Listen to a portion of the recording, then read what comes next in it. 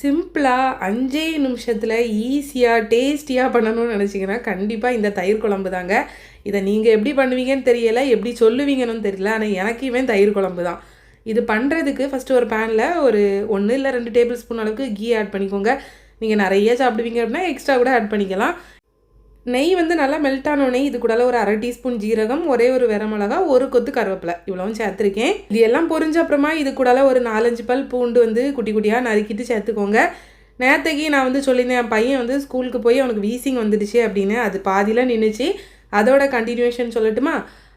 ஸ்கூலுக்கு வந்துட்டு யூகேஜி போக ஆரம்பிக்கும் போது ஃபஸ்ட்டு 2-3 நாள் நல்லா தான் போனான்.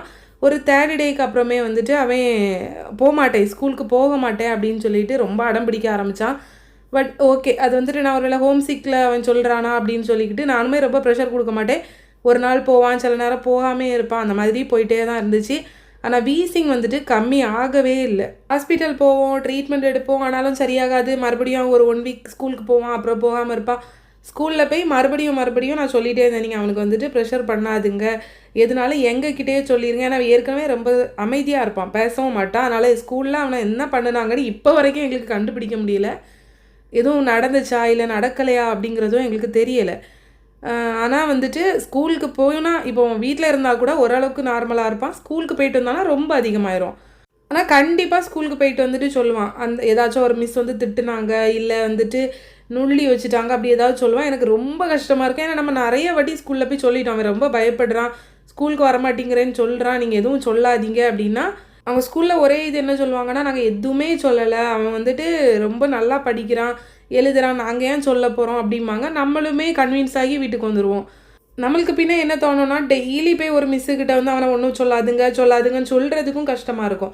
அப்புறம் வந்துட்டு கொஞ்ச நாள் ஸ்கூலுக்கு விடாமல் வீட்டிலே தான் வச்சுருந்தோம். எப்போ லாஸ்ட்டாக ஹாஃப் வேலி எக்ஸாம் மூடி விட்டது, அப்புறம் ஸ்கூலுக்கு விடவே இல்லை, அப்படியே தான் வீட்டில் தான் இருந்தான். அதுக்கப்புறம் என்ன நடந்துச்சுன்னு நெக்ஸ்ட் வீடியோவில் ஷேர் பண்ணுறேன். ஏன்னா இது சின்ன ஷார்ட்ஸுங்கிறதுனால ஃபுல்லாக இதில் கவர் பண்ண முடியலை. நம்ம ரெசிபிக்கு வந்துடுவோம். பூண்டு சேர்த்து நல்லா மிக்ஸ் பண்ணி விட்டுட்டு அது கூடாலேயே ஒரு பாதி அளவுக்கு பெரிய வெங்காயத்தை நல்லா பொடி பொடியாக சாப் பண்ணி சேர்த்துக்கோங்க.